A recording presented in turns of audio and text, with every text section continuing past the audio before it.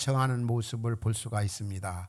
우리도 시기적으로 지금 이제 왕을 선택하는 그런 시기에 이르렀습니다. 그 기드온의 아들이 이 가운데 막내 아들이 있었는데 요담이라고 얘기합니다. 요담. 근데 그 기드온이 70명의 첩을 통해서 자녀를 두었어요. 많은 그 첩을 통해서 자녀를 두었는데 그 중에 하나가 아비멜렉인데 이 아들이 얼마나 못됐던지 세겜 사람들이 동원해 가지고 이제 왕을 세웠습니다. 이 아비멜렉은 70명의 형제들을 죽인 사람입니다. 아주 못되나 악한 사람이죠. 근데 이 사람을 세겜 사람들이 왕으로 세웁니다. 이 사실을 안 그 기드온 막내 아들 요담이 나무들의 예를 들어서 우리에게 귀한 교훈을 주고 있습니다. 어느 날 나무들이 모였습니다.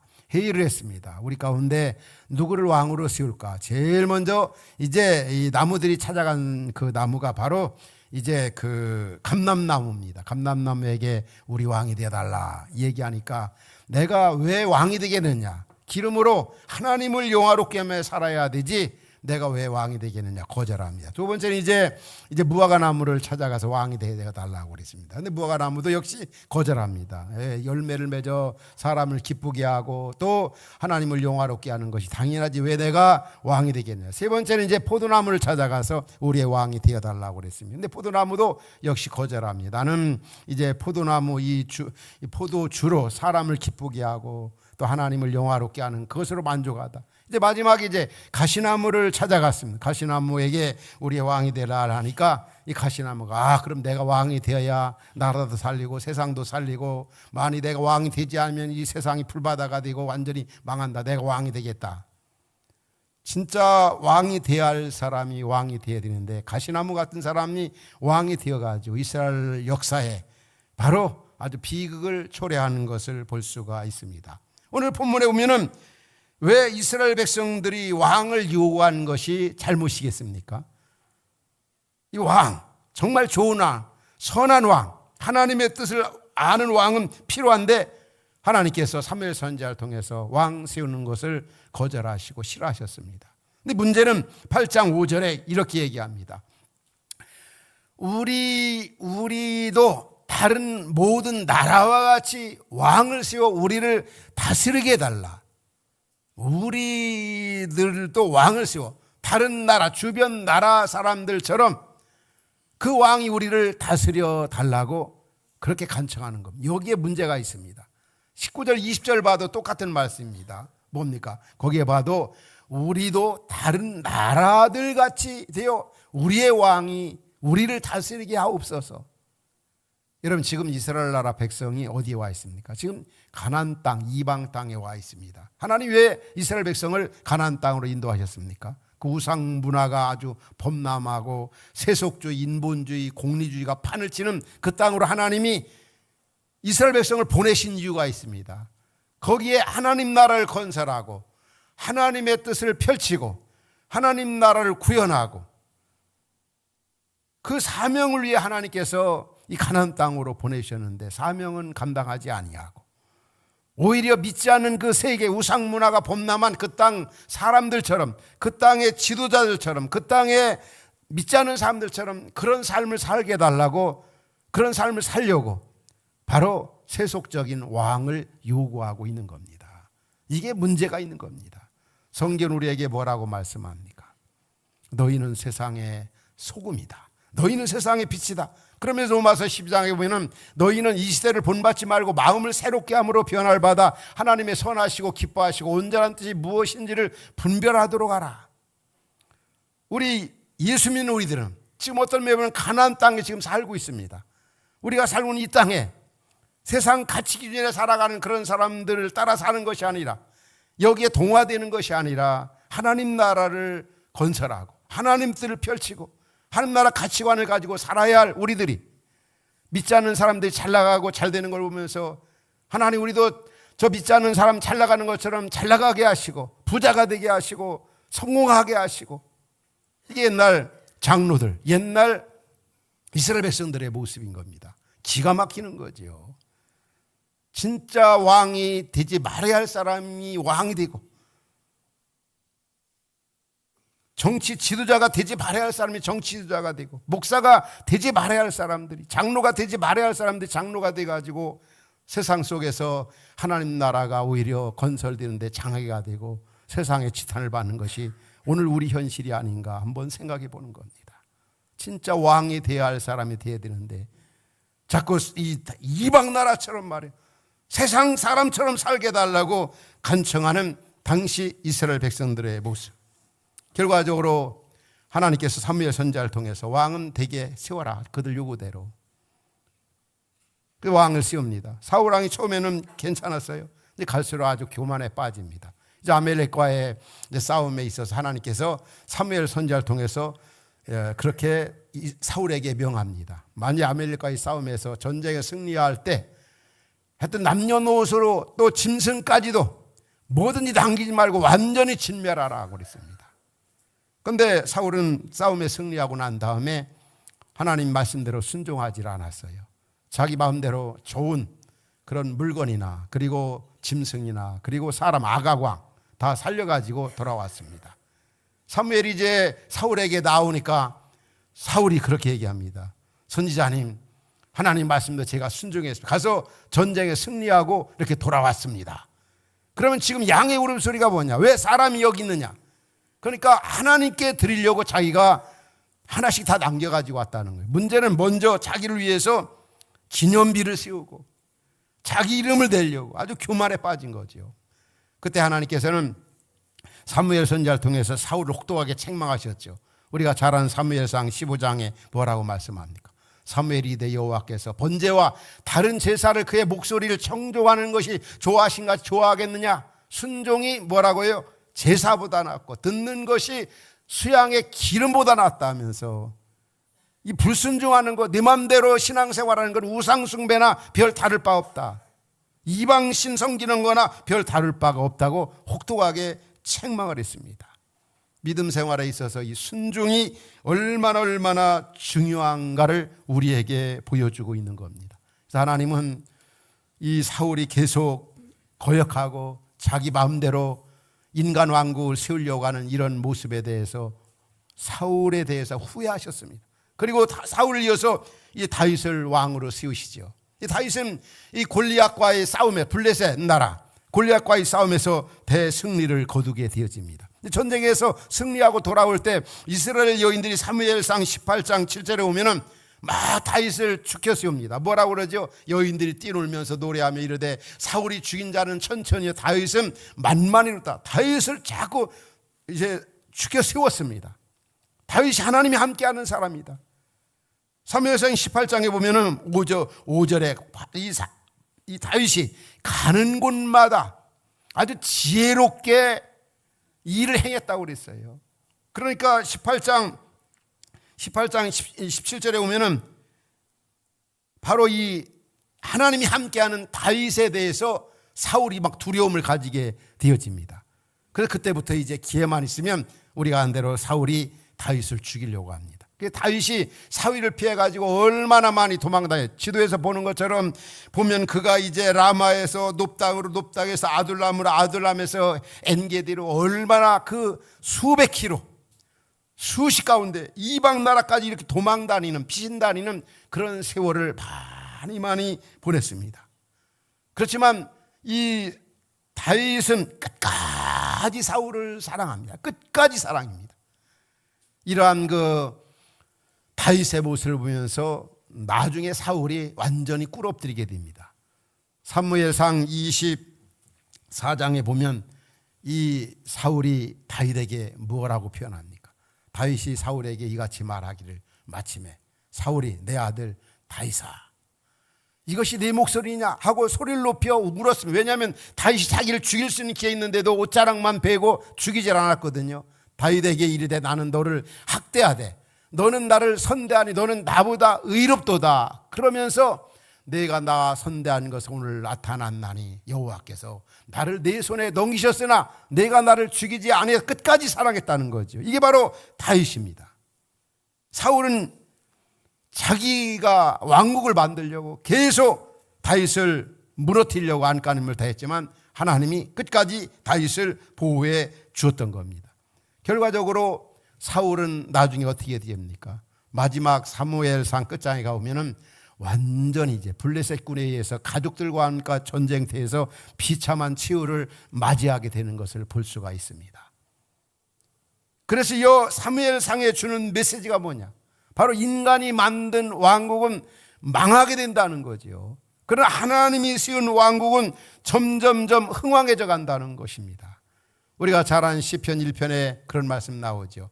바로 악인들은 그렇지 않음이요 오직 바람에 나는 겨와 같도다. 그러면서 같이 읽겠습니다. 시작. 그러므로 악인들은 심판을 견디지 못하며 죄인들이 의인들의 모임에 들지 못하리로다. 무릇 의인들의 길은 여호와께서 인정하시나 악인들의 길은 망하리로다. 사울을 보면서 또 다윗을 보면서 결과적으로 하나님의 왕국은 갈수록 흥왕하지만 인간이 만든 왕국은 결과적으로 흥하는 것 같지만 패망한다고 하는 것을 우리에게 보여주고 있는 겁니다. 참 이 사울 왕을 보면서 정말 이 사람은 누구보다도 종교성 있는 사람입니다. 왜냐하면 제사하는 척하고 또 하나님 앞에 기도하는 척하고 형식은 갖췄습니다. 그가 하나님을 찾습니다. 믿는 것 같습니다. 종교성이 있습니다. 오늘날도 믿는다고 하면서 그 하나님 나라 가치관을 갖지 아니하고 세속주의, 인본주의적인 그런 가치관 가지고 믿음 생활하는 사람들이 얼마나 많이 있습니까?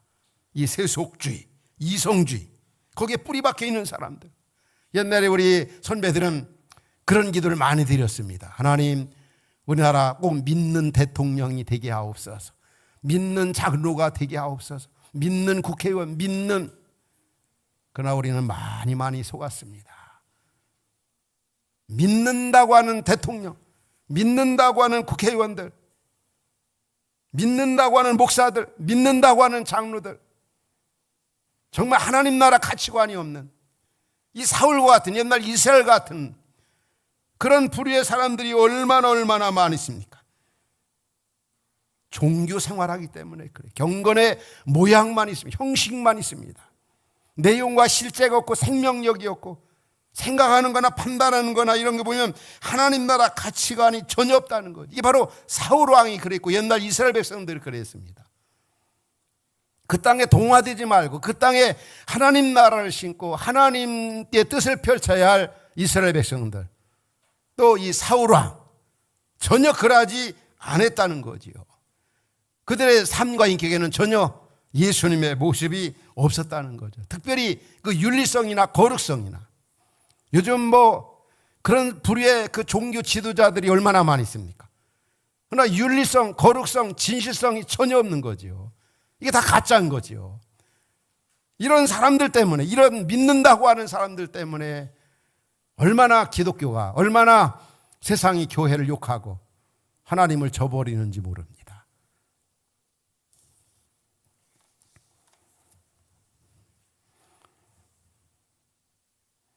저 지난 주간에 우리 교단 신문의 기자가 이제 저를 이렇게 찾아와서 인터뷰하는 관계로 이제 9가지 질문을 이렇게 가지고 저를 찾아왔습니다.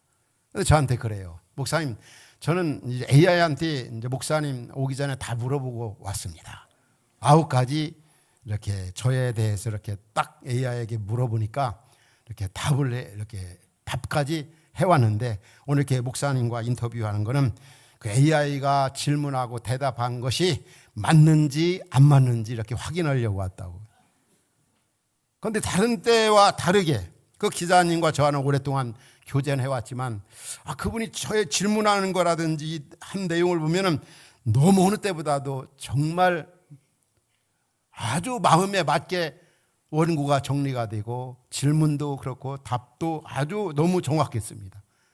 그래서 제가 어쩜 이렇게 다 맞느냐고. 근데 중요한 건 그렇습니다. AI가 질문하는 거, 답하는 거, 도움을 주고 정보를 주고 유익을 주지만은 내 자신 자체가, 본인 자신이 어떤 확실한 철학과 또 어떤 본질과 근본과 어떤 개념과 아주 실질적인 것이 준비가 안 되어 있고 그런 어떤 컨셉이 없으면 울리는 괭과리가 될 수 있고 메아리에 불과할 수 있고 형식만 있고 생명력이 없다고 하는 사실입니다. 무슨 얘기입니까?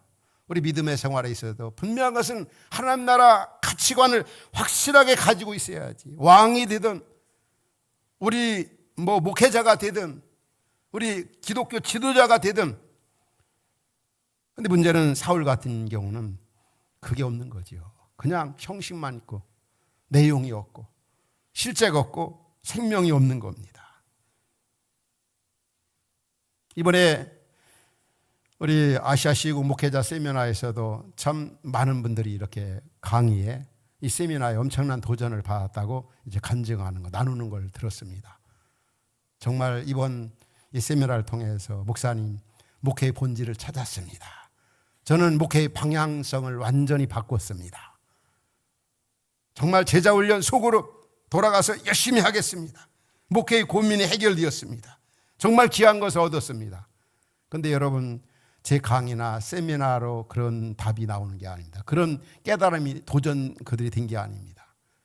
저만이 아니라 같이 강의했던 우리 같은 동역자들, 우리 김태코 목사님, 김정인 목사님, 또 아내, 그 무엇보다도 우리 권사님들의 그 섬김, 그 사랑, 정말 한국교회가, 정말 흩어진 교회가 우리를 너무너무 사랑한다. 말만이 아니라 좋은 강의만이 아니라 삶으로 보여줬다는 거죠. 그게 영향력을 끼칠 수 있는 게 아니겠습니까? 혼자 제가 한 것이 아니라 우리 함께 이런 아주 좋은 그런 그 내용을 담아 그들에게 전할 수가 있었던 겁니다. 목사님, 정말 우리를 계속 길러주십시오. 계속 우리에게 필요한 것들을 채워주십시오. 신학교에서도 이런 강의 한 번도 못 들었습니다. 정말 너무 감사하다고 크게 감동을 받는 거. 왜 그렇습니까? 모양만 있는 것이 아니라 내용이나 실제나 또 섬김이나 헌신과 사랑이 담겨있기 때문에 오늘날 마찬가지입니다. 우리가 세상 속에 영향력을 주고 또 우리 특별히 기독교인들이 또 하나님의 사람들이 세상 속에서 삶과 인격으로 정말 구체적으로 하나님의 나라 또 하나님의 뜻을 보여주고 알려주고 어떤 믿음의 좋은 본을 보일 때 영향력을 줄 수 있다고 하는 것입니다. 우리는 지금 옛날 이스라엘처럼 왕을 요구하고 있습니다. 우리를 다스릴 왕. 정말 어떤 사람을 왕으로 세우면 어떤 경제 대국이 오고 세상이 달라질 것이다. 우리의 필요한 것을 채워줄 거다. 결코 그럴 수가 없습니다.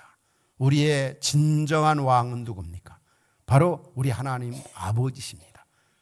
만왕의 왕이신 그분만이 우리의 필요한 것을 다 채워줄 수가 있습니다. 그분이 바로 진정한 왕이고 우리의 필요한 것, 우리의 목마름을 채워줄 수 있고 우리의 갖가지 어려운 문제들을 해결해 주실 수가 있는 겁니다. 그 진정한 만왕의 왕, 우리 예수 믿는 사람은 작은 왕입니다. 그 큰 왕이신 예수 그리스도의 통치와 다스림을 받으면서 정말 그분을 닮아갈 때 우리가 이 땅에 하나님 나라가 이루어지고 하나님의 뜻이 펼쳐질 수가 있는 겁니다. 이 사울 왕국, 인간 왕국이 자꾸자꾸 망해져가는 그 모습을 사무엘상에서 발견할 수가 있는데 하나님이 씌운 다윗 왕국은 점점 흥왕해져 갑니다. 그리고 우리 사무엘상이 바로 사울 얘기하고 다윗 얘기인데 이 시간 잠깐 우리 다윗에 대해서 하나님이 쓴 다윗 왕국에 대해서 살펴보려고 합니다. 다윗은 무엇보다도 정말 겸손한 왕이었어요. 겸손한 왕. 왜 그렇습니까? 그가 성령의 감동을 받아 기록한 시편 5편 2절에 오면 다윗이 왕이지만 뭐라고 그랬습니까? 같이 한번 읽겠습니다. 시작. 나의 왕 나의 하나님이여 내가 부르짖는 소리를 들어서 내가 주께 기도하나이다. 자신이 왕이었지만 하나님을 왕으로 생각하는 겁니다. 이스라엘 백성들 하나님을 진짜 왕은 하나님을 제쳐놓고 인간 왕을 요구했던 그것이 죄인 겁니다. 오늘 정말 하나님만이 왕이라고 하는 이 다윗을 보십시오. 얼마나 겸손합니까? 이런 사람이 왕이 되어야 되고 이런 사람이 교회 목회자가 되어야 되고 성도가 되어야 된다는 사실이에요. 그가 또 시편 131편에서 그렇게 고백하죠. 여호와여 내 마음이 교만하지 아니하고 내 눈이 오만하지 아니하오며 내가 큰 일과 감당하지 못할 놀라운 일을 하려고 힘쓰지 아니한다. 얼마나 다윗이 하나님 앞에 겸손했던지 몰라. 이런 사람이 나라의 대통령이 되어야 되고 나라를 섬겨야 된다고 하는 사실입니다. 더군다나 이 다윗 같은 경우는 얼마나 전적으로 주님만 의지하는 그런 왕이었어요. 특별히 블레셋과의 싸움의 골리앗 장군, 그가 사무엘상 17장에 보면은 뭐라고 얘기합니까? 블레셋 골리앗에게 너는 창과 단창과 칼로 나한테 나오지만 나는 만군의 여호와의 이름으로 나간다. 그러면서 뭐라고 그럽니까? 여호와의 구원하심이 칼과 창에 있지 아니함을 이 무리에게 알게 하리라. 전쟁은 여호와께 속한 거다. 그러면서 골리앗과의 싸움에서 물맷돌로 이 골리앗의 이마에 박히게 해서 대승리를 거두게 됩니다. 오직 주권자이신 하나님께 달려있다고 하는, 전적으로 하나님만 의지하는, 시편 121편에서도 그렇게 고백하죠. 내가 산을 향하여 눈을 들리라. 나의 도움이 어디서 올꼬? 천지를 지으신 여호와께서다. 시편 127편 봐도 그런 말씀 나오고, 여호와께서 집을 세우지 아니하시면 세우는 자의 수가 헛되고 여호와께서 성을 지키지 아니하시면 파수꾼에 깨어 있음이 헛되도다. 오직 하나님만 전적으로 의지하는 이 다윗, 이게 정말 왕의 자격입니다. 이런 사람이 왕이 되어야 되고, 이런 사람이 그리스도인이어야 되고, 목회자가 되고 장로가 되어야 된다는 거죠. 또 다윗에게서 볼 수 있는 게 또 한 가지가 있습니다. 그는 정말 진실한 왕이었어요. 어디서 나타납니까? 이 시편 51편은 다윗이 나단 선지자의 책망을 듣고 회개하는 회개의 시 아닙니까? 그가 우리아의 아내 밧세바를 취해가지고 간음죄를 짓습니다. 또 우리아 충실을 최전방에 보내가지고 죽게 합니다. 6기명, 7기명, 살인죄, 간음죄를 다 지었습니다. 이렇게 못된 악한 그런 죄를 지었지만 그는 왕의 채통을 무릅쓰고 나단 선지자의 말 듣고 얼마나 진실하게 회개했습니까? 시편 51편 3절 4절에 오면은 물은 나는 내 죄과를 나오니 내 죄가 항상 내 앞에 있나이다 하면서 내가 주께만 범죄하여 주의 목자 하나님 보는 데서 악을 행했습니다. 그러하오니 나를 의롭다고 말씀해 주시고 내 죄를 사해달라고 기도하는 이 다윗의 모습을 보십시오. 정말 진실한 회개, 아주 진실한 사람. 솔직히 그렇잖아요. 죄인 아니, 다 죄인이지 않습니까? 많이 배운 사람은 들키지 않게 죄 짓고, 잘 못 배운 사람은 어수룩하게 죄를 짓고, 들키고 안 들킨 것 차이지 하나님 볼 때는 다 죄인입니다. 근데 요즘에 그 대선 후보자들 보면은 얼마나 정말 입에 담지 못할 욕을 많이 합니까? 그리고 얼마나 이 자기 죄에 대해서 변명하고 합리화하고 상대방의 어떤 인신공격에, 진짜 이런 사람들이 대통령 되지 말아야 되는데요. 이런 사람들이 후보로 나와 있으니까요. 다 보면 다 똑같은 것 같아요. 다 변명하고 상대방 인신공격하고 다 욕하고. 다윗을 보면서 왕이 될 사람이 아무도 없다는 그런 생각이 많이 되어집니다. 예수님은 내가 의인을 부러운 것이 아니라 죄인을 불러 회개시키러 왔다. 다윗의 위대한 점이 그겁니다. 바로 내가 죄를 지었다. 아주 진실한 회개. 하나님이 보는 데서 악을 행했다고 하는, 이게 우리 성도가 가져야 할 자세예요. 그런데 사울은 결코 그러지 않았어요. 아주 변명하고 핑계대고 오히려 책망하니까 사무엘에게 내가 범죄는 했지만은 장로들과 이스라엘 백성들 앞에 나를 좀 세워달라고 말이에요. 불순종하고 불의를 행하고. 그래서 이 사울은 정말 갈 때까지 간 사람이에요. 신약의 가룟 유다라 할 정도로 그렇게 나쁜 사람이고 악한 사람이었어요. 그렇지만 다윗은 아주 진실한, 죄인이었지만 진실한 회개, 진실한 하나님의 사람이었다는 것. 또 한 가지 하나 살펴보는 것, 다윗은 무엇보다도 하나님 사랑도 대단했지만 이웃 사랑도 아주 정말 잘한 사람입니다. 하나님 사랑은 성전, 그 당시 교회당 공동체 사랑으로 나타났지요. 시편 18편에 보면 나의 힘이 되신 여호와여 내가 주를 사랑하이다. 저는 이 구절 너무 좋아합니다. 나의 힘이 되신 여호와여 내가 주를 사랑합니다. 다윗은 주님을 믿을 뿐만 아니라 주님을 사랑하는 자였습니다. 우리 성도 여러분들도 주님을 다 믿습니다. 믿습니다. 믿습니다만 하지 말고 믿는 단계에서 우리는 정말 사랑하는 단계로 바꿔줘야 합니다. 주님 우리에게 두 가지 고백을 요구하신다고 그러죠. 첫 번째는 믿음의 고백, 두 번째는 사랑의 고백.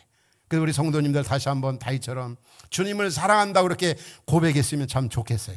우리 한번 따라합시다. 주님, 저는 주님을 믿을 뿐만이 아니라 주님을 많이 사랑합니다. 이런 사람이 돼야 돼요. 다윗이 얼마나 주님을 뜨겁게 사랑했던지. 나의 힘이 되신 여호와여, 내가 주를 사랑한다. 그 사랑이 이웃사랑으로 나타납니다.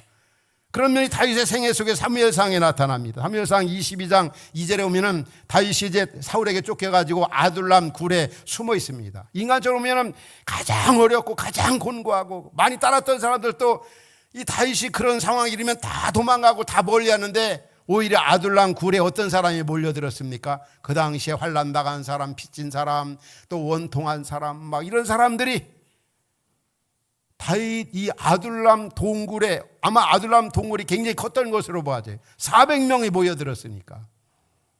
다윗이 평상시에 얼마나 어려움 당했던 사람들을 도와주고 협력해주고 함께해줬다는 것을 우리에게 보여주고 있습니다. 이 아둘람 공동체, 오늘날 말하면 교회로 말하면 가장 이상적인 교회 모습이라고 볼 수 있어요. 그 사람을 알아보려면 내가 힘들 때 나와 함께하는 사람이 진짜 사람이잖아요. 그렇죠? 우리 잘 나갈 때 때로는 실직되고 어려움 당해봐요. 옛날 친구들, 옛날 내가 잘 나갈 때 했던 사람들 다 멀리하는 것을. 심지어 목회자들까지도 저는 그런 걸 많이 보았습니다. 잘 나갈 때와 그렇지 않을 때. 그만큼 다윗이 이웃을 사랑했다는 거죠. 환난당한 피박과 어려움 당한 사람들 400명이 아둘람 굴로 와가지고 함께 했다는 거죠. 진짜 왕은 바로 다윗처럼 하나님 사랑, 이웃 사랑하는 사람. 하나님은 이런 사람을 쓰시는 겁니다. 이런 사람을 왕으로. 다윗 수준 가운데 예수님이 오셨잖아요. 다윗을 보면서 뭐라고 그랬습니까? 사도행전 13장 22절에 오면은 내가 이새의 아들 다윗을 만나니 내 마음에 합한 사람이다. 내 뜻을 다 이루겠다. 다윗이 어떤 사람이었어요? 첫 번째는 정말 겸손한 사람이다. 겸손한 왕이었다. 두 번째는 그는 정말 하나님만 의지하는 그런 왕이었다. 세 번째는 그는 아주 진실한 왕이었다. 네 번째는 하나님 사랑, 이웃 사랑, 이중 계명에 충실한 삶을 살았던 왕이었다. 하나님 이런 사람을 만나면서 내가 다윗을 통해서 이 내 뜻을 다 이루겠다. 결론적으로 이렇게 말씀을 정리하고 싶습니다. 옛날 장로와 이스라엘 백성들, 우리도 이방 세상 사람처럼 사명을 저버리고 인간적인 왕국, 인간적인 왕을 요구했던 이스라엘 보면서 오늘 우리 그리스도인들이, 교회가 세상 속에서 영향력을 발휘하고 빛과 소금의 사명을 감당해서 하나님 나라를 건설하고 이 땅에서 하나님의 뜻을 펼쳐야 하는 일 우리가 집중해야 되지 않겠습니까? 우린 추라도 옛날 이스라엘 장로 같은 그런 짓을 하지 말아야 합니다. 하나님의 왕국, 하나님의 뜻을 이 가나안 땅과 같은 현실 속에서 우리가 세운 일에 집중해야 된다고 하는 사실입니다. 그리고 사울 왕국이 무너지고 다윗 왕국이 흥왕해져 가는 걸 보면서 인간이 만든 왕국은 반드시 망한다. 그러나 하나님이 세운 왕국은 점점점 흥왕한다는 사실을 기억하고 하나님 나라를 세우고 하나님의 왕국을 우리가 세워갈 때 고난과 시련과 아픔이 있다 할지라도 반드시 흥왕하여 승리한다고 하는 것을 보여주고 있습니다. 우리에게 진정한 왕은 누굽니까?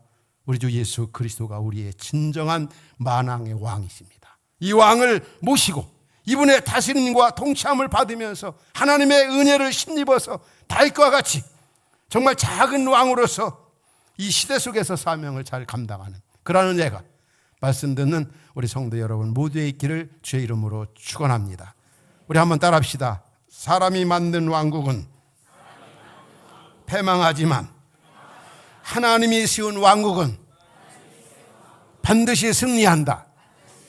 우리 기도하겠습니다. 오늘 주신 말씀 붙잡고 우리 잠시 기도합시다. 하나님, 오늘 말씀을 듣고 오면 옛날 이스라엘 백성과 또 그 당시 이스라엘 백성 같은 모습이 오늘 나의 모습이 아닌지, 사울 왕 같은 모습이 나의 모습이 아닌지, 세속주의,